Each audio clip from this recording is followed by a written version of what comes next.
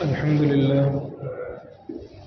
لله وكفى وسلام على عباده الذين اصطفى أما بعد قال الله تبارك وتعالى في القرآن المجيد والفرقان الحميد أعوذ بالله من الشيطان الرجيم بسم الله الرحمن الرحيم ومن أعرض عن ذكري فإن له معيشة ضنكا صدق اللہ العظیم۔ محترم بزرگوں اور دوستوں، ہم ایک نگاہ دنیا پر اور اپنے آس پاس میں ڈالتے ہیں تو ہمیں محسوس ہوتا ہے کہ ہر بندہ ایک چیز کی تلاش میں ہے۔ ہر بندہ، امیر ہو، غریب ہو، مرد ہو، عورت ہو، پڑھا لکھا ہو، ان پڑھ ہو، عہدے والا ہو، منصب والا ہو، حکومت والا ہو یا رعایا میں سے ہو، ہر بندہ ایک چیز کی تلاش میں ہے، اور وہ چیز ہے سکون اور چین۔ ہر بندہ سکون کی تلاش میں زندگی جی رہا ہے۔ ساری محنت، ساری تگ و دو، ساری کوشش صرف ایک چیز کی تلاش کے لیے ہے کہ سکون میسر ہو جائے، زندگی اطمینان قلب کے ساتھ بسر ہونے لگے اور اچھے طریقے پر سکون کی دولت ہمیں میسر آ جائے اور ہم اور ہماری فیملی سکون کے ساتھ، چین کے ساتھ رہے۔ ہر بندہ اس چاہت میں جی رہا ہے، اور لیکن سکون تلاش کرنے کے طریقے الگ الگ ہیں۔ سکون تلاش کرنے کے ذریعے لوگوں نے الگ الگ نکال رکھے ہیں۔ جو مذہب بیزار لوگ ہیں، جو دین بیزار لوگ ہیں، جن کے پاس دین نہیں ہے، غیر لوگ ہیں، یا مسلمانوں میں سے بھی وہ طبقہ جن کو دین کی سدھ بودھ اور سمجھ بوجھ نہیں ہے، وہ سکون کی تلاش میں فلمیں دیکھتے ہیں، سکون کی تلاش میں میوزک سنتے ہیں، بعض لوگ سکون کی تلاش میں شراب پیتے ہیں، بعض لوگ سکون کی تلاش میں بیئر بار جاتے ہیں، بعض لوگ سکون کی تلاش میں ناچ گانوں کی محفلیں اٹینڈ کرتے ہیں، بعض لوگ سکون کی تلاش میں دنیا بھر کی خرافات کرتے ہیں، لیکن دل میں سکون نہیں میسر آتا۔ جب شراب کا نشہ اترتا ہے اور محفلیں رقص و سرود ختم ہوتی ہے، ناچ گانے کی محفل ختم ہوتی ہے، پھر وہی بے چینی، پھر وہی قلق، اور پھر وہی اضطرابی کیفیت، اور پھر وہی پریشانی، پھر دوسرا گناہ، تیسرا گناہ، چوتھا گناہ، پانچواں گناہ، اور بندہ موت تک سکون کی تلاش میں رہتا ہے سرگرداں، اور اسے سکون میسر نہیں آتا۔ اس لیے کہ جس راستے پر وہ سکون تلاش کر رہا ہے، سکون پیدا کرنے والے رب نے اس میں سکون رکھا ہی نہیں۔ جس راستے میں وہ سکون کی کھوج میں نکلا ہے، وہ نکلا ہے کسی اور سمت میں، اور سکون ہے کسی اور سمت میں۔ اس لیے دنیا والوں کے پاس سکون تلاش کرنے کا ایک ذریعہ ہے، مذہب بیزار لوگوں کے پاس سکون تلاش کرنے کا ایک ذریعہ ہے، وہ اپنے اپنے طور پر سکون تلاش کرتے ہیں۔ بہت سے لوگ آتے ہیں، کہتے ہیں اللہ کا دیا ہوا سب کچھ ہے ہمارے پاس، گھر ہے، گاڑی ہے، بنگلہ ہے، کوٹھی ہے، اولاد ہے، کاروبار ہے، سب کچھ ہے، لیکن دعا کر دیجئے سکون نہیں، بے چینی رہتی ہے۔ آخر کون سی چیز مس ہو رہی ہے؟ اچھا، جو مسلمان ہیں ان کے نظریات بھی الگ الگ ہیں۔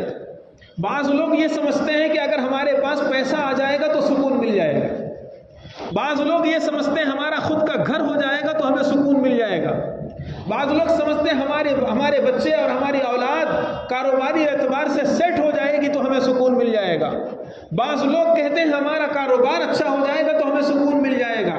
خود مسلمانوں میں یہ نظریات الگ الگ ہیں، لیکن اللہ کا قرآن کیا کہتا ہے؟ کہاں سکون تمہیں تلاش کرنا چاہیے؟ سکون کس غار میں، کس کھو میں جا کر کے ڈھونڈنا چاہیے؟ نہیں، اللہ کا قرآن کہتا ہے وَمَنْ أَعْرَضَ عَنْ ذِكْرِي فَإِنَّ لَهُ مَعِيشَةً ضَنْكًا۔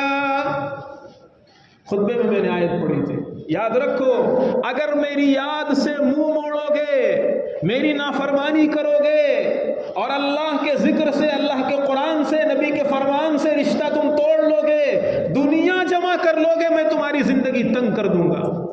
یہ اللہ کا قرآن کہتا ہے اور اللہ نے کہا ہے، اور باقاعدہ غصے کی حالت میں کہا ہے۔ قرآن کا لب و لہجہ بتا رہا ہے کہ اللہ تعالیٰ غضبناک ہے۔ ارشاد ہوتا ہے تم سب جمع کر لو، سارے دھن دولت اپنے پاس جمع کر لو، دنیا کی ساری آسائش تمہارے پاس آ جائے، لیکن اگر اللہ سے اور اللہ کی شریعت سے اور قرآن و سنت سے اور نبی کے طریقے سے اگر تم دور رہو گے، تمہیں سکون نہیں میسر آ سکتا، ساری زندگی سرگرداں رہو گے۔ اس لیے پتہ یہ چلا کہ اصل سکون ہے دین کو اپنی زندگی میں اتارنے میں، اصل سکون ہے دین کو اپنے اندر اتار لینے میں۔ دوسری جگہ اللہ تعالیٰ قرآن میں صاف صاف یہ مضمون بیان فرماتا ہے، الا بذکر اللہ تطمئن القلوب۔ سنو، کان کھول کر سن لو، الا حرف تنبیہ ہے، جھنجھوڑ کر کے سنایا جا رہا ہے، سنو دھیان سے، اللہ کے یاد سے ہی دلوں کو اطمینان ملے گا، شریعت پر چلنے سے ہی تم سکون پاؤ گے، کسی اور چیز کے استعمال سے تمہیں سکون نہیں میسر آ سکتا۔ سکون اگر تلاش کرنا ہے تو جو خالق سکون ہے، جو پیدا کرنے والا ہے سکون کا، وہ خود بتا رہا ہے سکون تمہیں کہاں تلاش کرنا ہے۔ ظاہر سی بات ہے، ایک آدمی گیریج کی دکان میں گیا، جہاں گیریج کا پورا سامان ملتا ہے، گاڑیوں کے پرزے ملتے ہیں، نٹ بولٹ ملتا ہے، بہت ساری اس طرح کی چیزیں ملتی ہیں، اور وہاں جا کر کے وہ 1 کلو بٹاٹا مانگ رہا ہے، وہاں جا کر کے وہ آلو ٹماٹر پیاز مانگ رہا ہے۔ ہنسیں گے وہ لوگ اور کہیں گے بھائی تم کہاں آ گئے ہو، یہاں تمہیں آلو بٹاٹا نہیں ملے گا، یہ دکان دوسری ہے۔ اسی طرح سکون کے جتنے راستے دنیا والوں نے اختیار کیے، وہ دوسری دکانوں پر پہنچ رہے ہیں، دوسرے ذرائع اختیار کر رہے ہیں، وہ اپنا سر پٹک دے سکون نہیں مل سکتا۔ اس لیے قرآن جو کہتا ہے، نبی پاک صلی اللہ علیہ وسلم نے جو بتایا، وہ ہمیں سوچنے اور سمجھنے کی ضرورت ہے کہ آخر ہم قرآن و حدیث سے کٹ کر کے سکون کیوں تلاش کر رہے ہیں۔ اپنی زندگی قرآن و حدیث کے مطابق لائیے، دینداری پر اتر آئیے۔ اور دینداری پر اترنے کا مطلب کیا ہے؟ دینداری پر اترنے کا مطلب یہ نہیں ہے کہ چند رسمی چیزیں اور چند دین کے اعمال ہم کر لیں اور سوچیں کہ دیندار بن گئے ہیں۔ قرآن کہتا ہے ادخلوا فی السلم کافہ، اے ایمان والو پورے مسلمان بنا کرو، آدھا تیتر آدھا بٹیر نہیں، دو رنگی چھوڑ دے یک رنگ ہو جا، سراسر موم یا پھر سنگ ہو جا۔ یہ کیا بات ہے کہ جیسا دیش ویسا بھیس، چلو تم ادھر کو ہوا ہو جدھر کی، جہاں گئے ادھر کی بات کرنے لگے۔ یہ مسلمانوں کا طرہ نہیں ہوتا، یہ مسلمانوں کا طریقہ نہیں ہوتا ہے۔ اس لیے اسلام اور ایمان سر سے لے کر کے پیر تک، خلوت جلوت، ظاہر باطن، دل اور باہر، ہر چیز ہماری اگر دیندار ہوگی تو سمجھو ہم دیندار ہیں، ورنہ دین کے چند اعمال ہمارے پاس ہیں، دیندار نہیں ہیں۔ دین کے صرف چند اعمال ہمارے پاس ہیں۔ اور سکون کے اللہ کے نبی صلی اللہ علیہ وسلم نے سکون حاصل کرنے کے بہت سے طریقے بتائے ہیں۔ ایک طریقہ میں ذکر کرتا ہوں، پھر آگے دوسرا، پھر آگے تیسرا، جتنا ہو سکے۔ سب سے پہلا ایک طریقہ جو صحیح بخاری کے اندر ہے، صحیح مسلم کے اندر ہے، اللہ کے نبی صلی اللہ علیہ وسلم نے ارشاد فرمایا، اے لوگو انظروا الی من هو اسفل منکم، دنیاوی اعتبار سے، مال و دولت کے اعتبار سے، دنیاوی راحتوں کے اعتبار سے اپنے نیچے والوں کو دیکھا کرو، اپنے اوپر والوں کو مت دیکھا کرو۔ اللہ کے پیغمبر نے آگے جملہ خود ارشاد فرمایا، اگر تم اپنے سے اوپر والوں کو دیکھو گے دنیاوی اعتبار سے، مال و دولت کے اعتبار سے، تو تم اللہ کی نعمتوں کو حقیر سمجھنے لگو گے۔ جو تمہارے اوپر خدا کی نعمتیں ہیں اس کی ناشکری کرنے لگو گے، تمہارا ذہن و دماغ بھی نہیں جائے گا کہ میں اللہ کی کتنی نعمتوں میں جی رہا ہوں۔ تو بے سکونی کی ایک بہت بڑی وجہ جو ہمارے اندر پائی جاتی ہے وہ یہ ہے کہ ہم بس دوسروں کی ریس میں جی رہے ہیں۔ بازو والے نے ایک گھر خرید لیا، ابھی میں اتنے سال پہلے بمبئی آیا تھا، اس سے پہلے میں آیا تھا، میرا کچھ نہیں ہوا۔ فلاں نے ایسا کر لیا. خدا کے بندو، رزاق نے رزق تقسیم کیا ہے. کسی کے ٹیلنٹ پر، کسی کے کمال پر، اور کسی کے منصب پر، کسی کے عہدے پر، کسی کے اپنے کمال پر رزق نہیں ملتا. کم عاقل آیت مذاہبہ، کم جاہل تلقاہ مرزوقا. کتنے ٹیلنٹ والوں کو تم دیکھو گے کہ وہ اپنے کسب معاش کے لیے، اپنی روزی کے لیے در در کی خاک چھان رہے ہیں، لیکن انہیں روزی نہیں مل رہی. اور کتنے انگوٹھا چھاپ اور کتنے ناخواندہ، کتنے بے پڑھے لکھے لوگوں کو تم دیکھو گے کہ وہ دولت میں بیٹھے ہوئے ہیں. یہ اس رب نے تقسیم کر رکھا ہے تم سب کے پیدا کرنے سے پہلے. اس لیے دوسروں کی مال و دولت دیکھ کر، دوسروں کی گاڑیاں دیکھ کر، دوسروں کے گھر دیکھ کر، دوسروں کی خوشیاں دیکھ کر خود گھٹنا، خود بھننا اور خود حسد کا شکار ہو جانا، یہ بے سکونی کی بہت بڑی وجہ ہے. اس لیے اللہ کے پیغمبر صلی اللہ علیہ وسلم نے ارشاد فرمایا، اگر سکون چاہتے ہو تو کرائے پر رہنے والا فٹ پاتھ پہ سونے والے کو دیکھے. میرے پاس تو کرائے کا گھر ہے، اتنے سال سے میں کما رہا ہوں، ایک گھر بھی نہیں بنا پایا. خدا کے بندے، کم سے کم سونے کی چھت تو اللہ نے دے رکھی ہے. دیکھ ان لوگوں کو جو کھلے آسمان کے نیچے سوتے ہیں، بارش اور دھوپ سے بچانے کے لیے ان کے پاس کوئی سایہ نہیں ہے. شیخ سعدی، میں نے پہلے بھی سنایا آپ کو، ایک مرتبہ شام کے سفر پر نکلے، ملک شام، اور راستہ طے کر رہے ہیں، چل رہے ہیں، پیر میں جوتے نہیں تھے. ایک مرتبہ تھوڑا سے دل میں شکوہ جیسے پیدا ہوا، خیال جیسے پیدا ہوا کہ یا رب، یہ تیرے کفار و فساق اور فجار یہ اچھے اچھے جوتے اور چپل پہن رہے ہیں، اور میں تیرا ماننے والا، میں تجھے پوجنے والا، تیری عبادت کرنے والا، میرے پیر میں آبلے پڑ چکے ہیں، میرے پیر میں چھالے پڑ چکے ہیں، کم سے کم پہننے کے لیے جوتے اور چپل تو ہوتے. شیخ سعدی فرماتے ہیں یہ خیال میرے دل میں آیا اور گیا، زیادہ دیر رکا نہیں. میں نماز ظہر ادا کرنے کے لیے کسی مسجد میں چلا گیا. جب میں نماز پڑھ کر کے باہر نکلا تو میں نے دیکھا ایک بندہ وہ ہے جس کے دونوں پیر کٹے ہوئے تھے اور وہ گھسٹ گھسٹ کر راستہ طے کر رہا ہے. شیخ سعدی فرماتے ہیں جب میری نظر اس پر پڑی تو جیسے میرے رب نے مجھے کہا ہو، او بندے دیکھ، شکر ادا کر، تیرے پیر سلامت ہے، صرف جوتے تیرے پاس نہیں ہیں. تیرے پاس صرف جوتے نہیں ہیں، پیر سلامت ہے. دیکھ اس بندے کو جو پیروں سے بھی محروم ہے.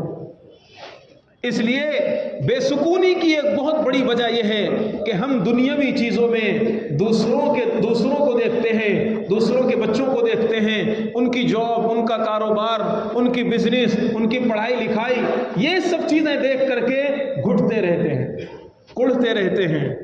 آپ حلال روزی تلاش کرنے کے لیے کوشش کرو، بالکل منع نہیں ہے. اسباب اختیار کرنا شریعت کا حکم ہے. شریعت میں حکم ہے کہ اسباب اختیار کرو، حلال روزی کے لیے کوشش کرو. دینے والا اللہ ہے. اللہ کا قرآن کہتا ہے سورہ جمعہ کے اندر، فَإِذَا قُضِيَتِ الصَّلَاةُ فَانْتَشِرُوا فِي الْأَرْضِ وَابْتَغُوا مِنْ فَضْلِ اللَّهِ. جب نماز جمعہ ہو جائے، نماز ادا کر لی جائے، اب زمین میں پھیل جاؤ اور زمین میں خدا کا رزق تلاش کرو. ایک صحابی حضرت عراق رضی اللہ تعالیٰ عنہ جمعہ کی نماز پڑھتے تھے، دروازے کے باہر کھڑے ہو جاتے تھے اور کہتے تھے اللہم انی ادیت الصلاۃ اجبت دعوتک وصلیت فریضتک وانتشرت کما امرتنی فارزقنی من فضلک وانت خیر الرازقین. صحابہ کرام کی زندگیوں میں یہ ہے کہ وہ دروازے پر کھڑے ہو کر کہتے تھے اے اللہ، آپ نے کہا تھا نماز جمعہ پڑھنے آ جاؤ، میں آ گیا. فاسعوا الی ذکر اللہ، نماز پڑھنے آؤ، میں آ گیا. اے اللہ، آپ نے کہا تھا نماز پڑھ کر کے زمین میں پھیل جاؤ خدا کا رزق تلاش کرنے کے لیے، اب میں نکل رہا ہوں، فرزقنی، ساری دنیا کو رزق دینے والے رب رزق کے دہانے کھول دے. یہ کس نے سکھا دیا آپ کو؟ یا کس نے کہہ دیا کہ نہیں دین نام ہے بس اللہ اللہ کرتے رہو اور سارے دھندوں سے، سارے کام کاج سے چھوڑ دو اور ایک کونے میں پڑ جاؤ؟ یہ اسلام نہیں سکھاتا ہے، یہ اسلام کا طریقہ نہیں ہے. حلال روزی تلاش کرتے رہو، پیغمبر نے خود تلاش کیا ہے صلی اللہ علیہ وسلم. اللہ کے نبی صلی اللہ علیہ وسلم کی مجلس سے زیادہ کوئی بابرکت مجلس نہیں ہو سکتی. آپ کی مجلس جس میں جبریل امین اترتے تھے، آسمانوں سے وحی آتی تھی، وہ مجلس حضرت عمر رضی اللہ تعالیٰ عنہ نے باری لگا رکھی تھی۔ ایک انصاری صحابی تھے اور ایک حضرت عمر رضی اللہ تعالیٰ عنہ تھے۔ حضرت عمر رضی اللہ تعالیٰ عنہ ایک دن جاتے تھے کاروبار کے لیے، جانوروں کو چرانے کے لیے اور اپنے کام کے لیے، اور ایک دن وہ انصاری صحابی رکتے تھے، پھر ایک دن حضرت عمر رضی اللہ تعالیٰ عنہ رکتے تھے، وہ انصاری صحابی جاتے تھے۔ نبی نے یہ نہیں کہا عمر نبی کی مجلس چھوڑ کر کاروبار کیسا، نبی نے یہ نہیں کہا عمر یہ کون سا طریقہ ہے، نہیں، بلکہ نبی نے سکھایا۔ مشکات کے اندر روایت ہے، ایک صحابی آئے، یا رسول اللہ کچھ دیجئے، آپ نے دے دیا۔ پھر کچھ دن کے بعد یا رسول اللہ کچھ اور دیجئے، حالات ان کے صحیح نہیں تھے، آپ نے ان کو بلایا، پوچھا گھر میں کچھ ہے؟ فرمایا کچھ بھی نہیں ہے، کچھ بھی نہیں ہے۔ سوچو ذرا سا گھر میں اور کیا ہے، دماغ لگاؤ۔ یا رسول اللہ ایک ٹوٹا ہوا پیالہ ہے اور ایک پھٹی ہوئی ٹاٹ ہے، ایک ٹوٹا ہوا پیالہ ہے اور ایک پھٹی ہوئی ٹاٹ ہے۔ آپ نے فرمایا لے کر آؤ، دونوں چیزیں، آپ دونوں چیزیں نبی پاک صلی اللہ علیہ وسلم کے در پر وہ لے کر آئے۔ آپ نے فرمایا ان دو چیزوں کو کون مجھ سے خریدے گا؟ آپ نے بیچا، کون خریدے گا؟ ایک صحابی کھڑے ہوئے، یا رسول اللہ ایک درہم میں دونوں چیزیں میں خرید رہا ہوں، ایک درہم میں دونوں چیزیں میں خرید رہا ہوں۔ آپ نے فرمایا اور بولی لگاؤ، اور ریٹ لگاؤ، کون آگے بڑھتا ہے؟ دوسرے صحابی کھڑے ہوئے، انہوں نے کہا یا رسول اللہ 2 درہم میں یہ 2 چیزیں خرید رہا ہوں۔ اللہ کے نبی صلی اللہ علیہ وسلم نے ٹوٹا ہوا پیالہ، پھٹی ہوئی ٹاٹ 2 درہم میں بیچ دیا، اور 1 درہم دے کر فرمایا مارکیٹ جاؤ، بازار جاؤ، اور کم سے کم 10-15 دن کا راشن اپنے گھر والوں کے لیے لے کر آؤ، اور دوسرا درہم دیا اور فرمایا کلاڑی لے کر کے آؤ۔ اور حدیث میں موجود ہے اللہ کے نبی صلی اللہ علیہ وسلم نے کلاڑی کا جو بیٹ ہوتا ہے پکڑنے والا، اس کی لکڑی جو ہوتی ہے، آپ نے خود بنایا اور کلاڑی کے اندر ڈالا اور ان صحابی کو دیا اور فرمایا 15 دن سے پہلے میں تمہیں دیکھوں نا، 15 دن سے پہلے میں تمہیں دیکھنا نہیں چاہتا، تم جاؤ اور وہاں سے لکڑیاں جنگل سے کاٹ کر لاؤ اور بیچو۔ یہ نبی نے سکھایا ہے۔ یہ میں اس لیے کہہ رہا ہوں، اچھے خاصے نوجوان، ابھی 3 دن پہلے میرے پاس ایک باپ آ کے رونے لگا اور کہنے لگا اچھا خاصا میرا بیٹا 21 سال کا نوجوان، میں جانتا ہوں اسے، اچھا خاصا کام کرتا تھا، ان کے مرغی کاٹنے کی دکان تھی، دکان پہ جاتا تھا، پتہ نہیں اسے کسی نے پڑھا دیا، کسی نے بتا دیا کہ اسلام یہ سکھاتا ہے کہ بس آ کے مسجد میں پڑھ جاؤ، اللہ اللہ کرتے رہو۔ مفتی صاحب اس دن سے یہ دکان جانا بند کر دیا۔ یہ کون سا دین ہے؟ یہ کون ہے جو اسلام کے نام پہ یہ غلط چیز پھیلا رہا ہے؟ یہ نہیں ہے۔ قرآن و حدیث پر آؤ اور قرآن و حدیث کے مطابق زندگی گزارو اگر سکون کی تلاش ہے تو۔ اس لیے اللہ کے نبی صلی اللہ علیہ وسلم نے صحابہ کو سمجھایا ہے، سکھایا ہے۔ آپ نے فرمایا کہ اپنے سے نیچے والوں کو دیکھو دنیاوی چیزوں میں، اور اپنے سے اوپر والوں کو مت دیکھا کرو، اس لیے کہ اگر تم اپنے سے اوپر والوں کو دیکھا کرو گے تو تم خدا کی ان نعمتوں کو حقیر سمجھنے لگو گے، ناشکری کرنے لگو گے جن نعمتوں میں تم جی رہے ہو۔ ایک لمحے میں انسان کتنی نعمتیں استعمال کرتا ہے، ایک سیکنڈ میں کتنی نعمتیں خدا کی استعمال کرتا ہے، کبھی شکر ہی ادا نہیں کر سکتا، لیکن اس کے باوجود ہمارے دل و دماغ پہ ناشکری کے کلمات ہوتے ہیں۔ ایک بندہ صبح سے شام تک مثال کے طور پر آج بہنی نہیں ہوئی، دکان میں بیٹھا رہا، کبھی کبھی ایسا چلتا ہے، ہوتا ہے، حالات ہوتے ہیں، آج بہنی نہیں ہوئی، پوچھو کیا حال ہے بھائی؟ کیا مفتی صاحب آپ بھی پوچھ رہے ہیں؟ ایک بھی کسٹمر نہیں آیا، ایک بھی بندہ نہیں آیا۔ اور اس طرح کے ایسے کلمات ہوتے ہیں۔ ایک بزرگ صاحب ہیں، ابھی حیات ہیں، اللہ ان کی عمر میں برکت عطا فرمائے، وہ بیمار تھے اور ان کو کوئی بخار وغیرہ کوئی ایسی تکلیف ہو گئی ہوگی، تو ایک صاحب آئے ان سے خیریت پوچھنے، کہنے لگے حضرت کیا حال ہے؟ تو حضرت نے جو جواب دیا وہ مجھے آپ کو سنانا ہے۔ حضرت نے جواب دیا، فرمایا خدا کی کروڑوں نعمتوں میں جی رہا ہوں، آنکھ صحیح سالم ہے، بستر پہ پیشاب نہیں کر رہا ہوں، ہاسپٹل میں ایڈمٹ نہیں ہوں، گھر والوں کے لیے بوجھ نہیں ہوں، دانت کام کر رہا ہے، آنکھ کام کر رہی ہے، دماغ کام کر رہا ہے، سارے اعضاء جوارے کام کر رہے ہیں، خدا کا کروڑوں احسان ہے، بس تھوڑا سا بخار آ گیا ہے۔ دیکھو کہنے کا یہ انداز بھی ہوتا ہے، کہنے کا یہ انداز بھی ہوتا ہے۔ اللہ کی ان نعمتوں کا پہلے شکر ادا کرو خدا کے بندو، جن نعمتوں میں صبح سے شام تک جیے ہو۔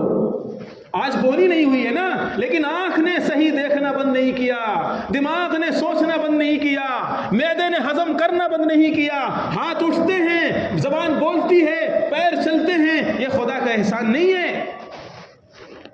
اس لیے پہلے ان نعمتوں کو سوچو جن نعمتوں میں جی رہے ہو، پھر کہہ دو کہ ٹھیک ہے آج ایسا مسئلہ تھا، آج پتہ نہیں کیوں ایسا ہوا کہ نہیں آئے۔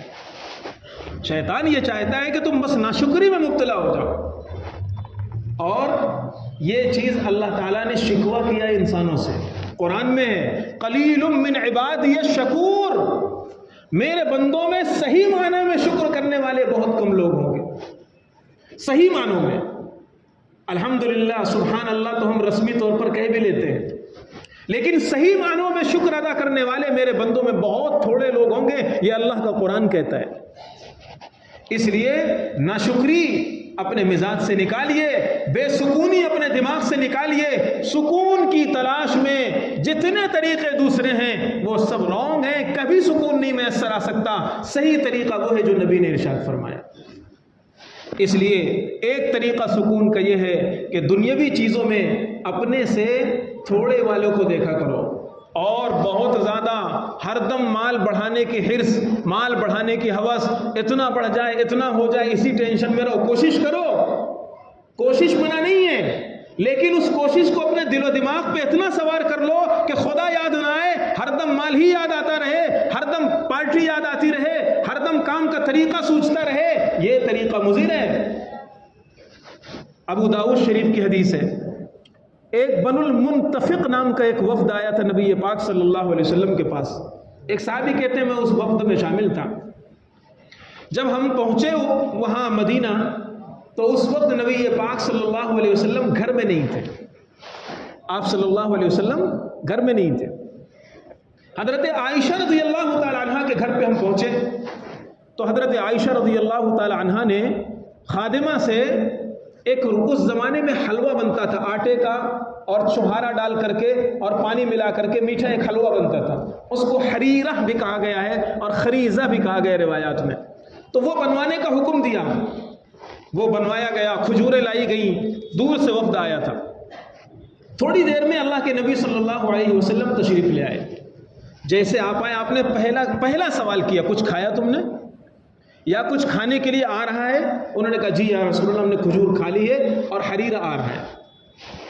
پھر تھوڑی دیر کے بعد اللہ کے نبی صلی اللہ علیہ وسلم کا جو چرواہا تھا، بکریاں چرانے والا، وہ بکریاں جنگل لے گیا تھا، وہ بکریاں لے کر کے آ گیا، اور ساتھ میں چھوٹا سا گود میں بکری کا بچہ بھی لایا۔ کسی بکری نے بچہ جنم دیا ہوگا جنگل میں تو وہ اٹھا کر کے لایا۔ حدیث میں وہ زور زور بچہ چلا رہا تھا، چھوٹا بچہ جیسے روتا ہے چلاتا ہے ویسے زور زور بکری کا بچہ چلا رہا تھا۔ آپ صلی اللہ علیہ وسلم نے اس چرواہے سے پوچھا کہ بکری نے بچہ جنم دیا ہے؟ انہوں نے کہا جی یا رسول اللہ۔ آپ نے فرمایا ایک بکری ان مہمانوں کے لیے ذبح کر دو۔ کیا فرمایا؟ آپ نے فرمایا ایک بکری ان مہمانوں کے لیے ذبح کر دو، اور پھر آگے جو بات ارشاد فرمائی ہے وہ مجھے آپ کو سنانا ہے۔ آگے فرمایا کہ تم یہ نہیں سمجھنا کہ میں تمہاری وجہ سے تکلف کر رہا ہوں، اصل میں بات یہ ہے کہ میری صرف 100 بکریاں ہیں۔ کتنی؟ 100 بکریاں ہیں۔ جب بھی 100 بکری سے کوئی بکری بڑھ جاتی ہے یعنی کوئی بچہ پیدا ہو جاتا ہے، میں ایک بکری کو ذبح کرا کر مہمانوں کی ضیافت کر دیتا ہوں۔ 100 بکریاں ایک لمٹ ہے، بس اتنا ہی رکھنا ہے، اس سے آگے مجھے نہیں بڑھانا ہے۔ مطلب یہ ہے کہ اللہ کے نبی صلی اللہ علیہ وسلم نے سکھایا کہ اپنے زندگی جینے کی ایک لمٹ ہونی چاہیے۔ ایسا نہیں کہ کتنا بھی آ جائے، کتنا بھی کوشش کرتے رہو اور کتنا بھی اسی تگ و دو میں لگے رہو، اس سے سکون نہیں میسر آئے گا، بے سکونی میں جھلسے رہو گے۔ اس لیے اگر سکون کی تلاش ہے تو عبادتوں کے ساتھ ساتھ اپنے ذہن و دماغ کو فارغ رکھو۔ ایک اور چیز ہے، بلا وجہ کی بے سکونی ہم لے لیتے ہیں۔ بلا وجہ کی بے سکونی کیا ہے؟ ایک تو یہ ہے کہ قرض دے دیتے ہیں. یہ بات سمجھیے تھوڑا سا.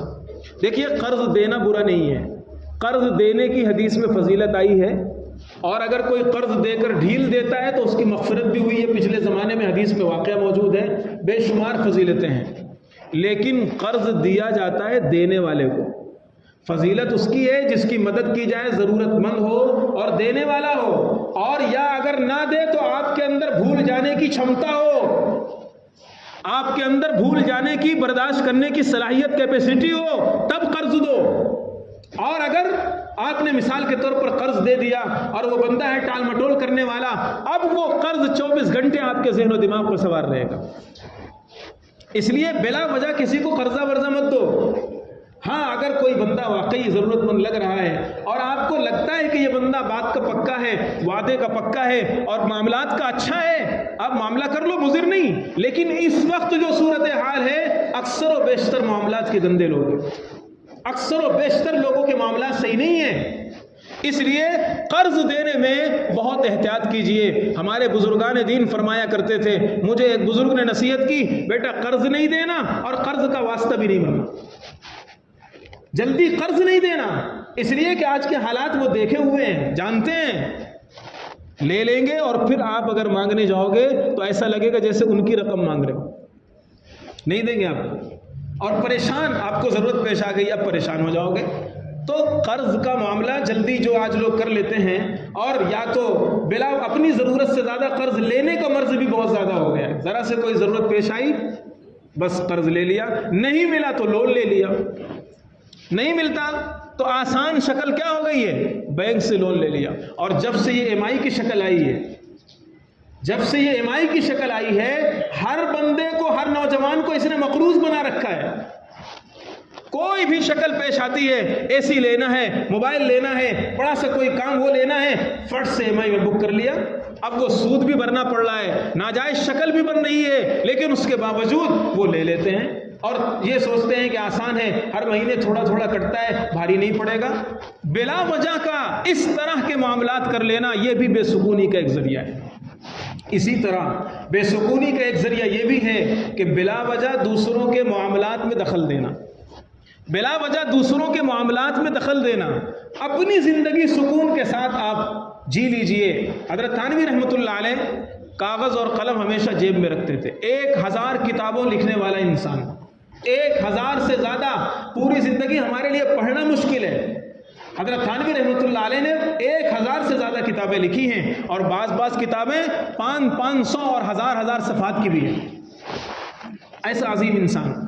تو ایک مرتبہ حضرت کاغذ قلم جیب میں رکھتے تھے، ایک مرتبہ بیان کر رہے تھے، کوئی بیان کر رہے تھے، کوئی بات بتا رہے تھے. تھوڑی دیر میں بیان کے بیچ میں آپ نے کاغذ نکالا اور قلم نکالا اور تھوڑا سا کچھ لکھ لیا اور پھر اس کے بعد جیب میں رکھ لیا اور فرمایا میں نے ذہن کے بوجھ کو کاغذ پہ اتار دیا. بہت دیر سے ایک مسئلہ پریشان کر رہا تھا، ایک معاملہ پریشان کر رہا تھا، ایسا ہے ویسا ہے، یہ کر لوں گا وہ کر لوں گا، تو میرا ذہن اس میں بے سکونی کا شکار ہو رہا تھا. اور جب ذہن بے سکونی کا شکار ہوگا تو اللہ کو کیسے یاد کرو گے، کیسے ذہن اللہ کی طرف متوجہ ہوگا. فرمایا میں نے ذہن کے بوجھ کو کاغذ پہ اتار دیا ہے. جو بندہ بلا وجہ دوسروں کے جھگڑے میں پڑے گا، دوسروں کے معاملات میں دخل دے گا، بلا وجہ اس میں بھی اور اس میں بھی اور یہاں بھی اور یہاں بھی، تو وہ بندہ بے سکون رہے گا، اس کو سکون میسر نہیں آئے گا. اور جب سکون ہی میسر نہیں آئے گا تو نمازوں میں دل کیسے لگے گا، نماز میں دل کیسے لگے گا، نماز خوش و خضوع کے ساتھ کیسے پڑھیں گے. اس لیے نمازوں میں جو ہماری بے سکونی کی وجہ ہے اور نماز میں جو خوشو خضوع فوت ہو رہا ہے، اس کی ایک بہت بڑی وجہ یہ بھی ہے کہ ہمارا ذہن خود ہمارے کنٹرول میں نہیں ہے، ہمارا ذہن خود ہمارے قابو میں نہیں ہے. 1000 طریقے کے جھمیلے ہم نے پال رکھے ہیں بلا وجہ کے. ایک تو کچھ ضروری ہے اور کچھ بلا وجہ کے جھگڑے اور بلا وجہ کے جھمیلے ہم نے پال رکھے ہیں. اور ایک بہت بڑی وجہ بے سکونی کی یہ ہے کہ معاملات کو پال کر رکھنا، ختم نہ کرنا. آخری بات، معاملات کو کوئی جھگڑا ہو گیا، کوئی بات ہو گئی یا کوئی لڑائی ہو گئی، کسی نے کچھ کہہ دیا، کسی نے کچھ بول دیا، بس اب اس کو گانٹھ باندھ لیتے ہیں لوگ اور اس جھگڑے کو یا اس جراثیم کو پال کر کے بڑا کرتے ہیں، ہر دم سوچتے رہتے ہیں. یاد رکھیے 2 وجہوں سے کوئی مخلوق دل میں رہتی ہے، 2 وجہوں سے. کسی بھی انسان کے دل میں اللہ کے علاوہ جو مخلوق تعلق رہتی ہے، کسی کا خیال رہتا ہے، وہ دو وجہوں سے رہتا ہے، یا تو محبت کی وجہ سے یا عداوت کی وجہ سے۔ یا تو کسی سے تعلق ہے، کسی سے محبت ہے، اس لیے خیال میں وہ بسا ہوا ہے اور دھیان میں وہ بسا ہوا ہے اور ہر دم اسی کا خیال آ رہا ہے، اور یا کسی سے دشمنی ہے، نفرت ہے، تو ہر دم اس کا خیال آتا ہے۔ اس لیے کوئی لڑائی، کوئی جھگڑا یا کوئی اونچ نیچ ایک ساتھ رہنے میں ہو جاتی ہے، معاملات کو فوراً ختم کرو اور جھگڑے کو فوراً ختم کر کے اپنے دل کو صاف کرو۔ ایک مرتبہ ایک صحابی نبی پاک صلی اللہ علیہ وسلم کے پاس آئے اور کسی کی کوئی شکایت بیان کی، کسی کے بارے میں کوئی بات بیان کی کہ فلاں نے ایسا کیا، فلاں ایسا کیا۔ آپ نے ان کو وہیں پر منع فرما دیا اور فرمایا کہ میں تمہارے درمیان اس حال میں آنا چاہتا ہوں کہ میرا دل ہر ایک سے صاف رہے، میرا دل ہر ایک کے بارے میں یکساں آئینے کی طرح رہے، میں تمہارے درمیان اس طرح آنا چاہتا ہوں۔ ہمارے دل و دماغ میں ہزار غیبتیں ہیں، کانوں کے راستے سے ہم اس کی برائی، اس کی برائی، اس کی برائی، اور بیوی سے تو سبھی سنتے ہوں گے، اللہ ماشاءاللہ، بیوی تو برائی کرتی ہے نا، ماں کی اور فلاں رشتہ دار کی، اور ہم سنتے سنتے سنتے پھر ہم چاہتے ہیں ہمارا دل صاف رہے، نماز ہم اچھی پڑھیں اور سکون و اطمینان کے ساتھ ہماری نماز ہو، ناممکن ہے یہ۔ غیبتیں ختم کیجئے، جھگڑے ختم کیجئے، برائیاں ختم کیجئے، اور اس سکون کی اس راہ کو اختیار کیجئے جو نبی پاک صلی اللہ علیہ وسلم نے بتائی، تب سکون ملے گا۔ اللہ تعالیٰ عمل کی توفیق عطا فرمائے۔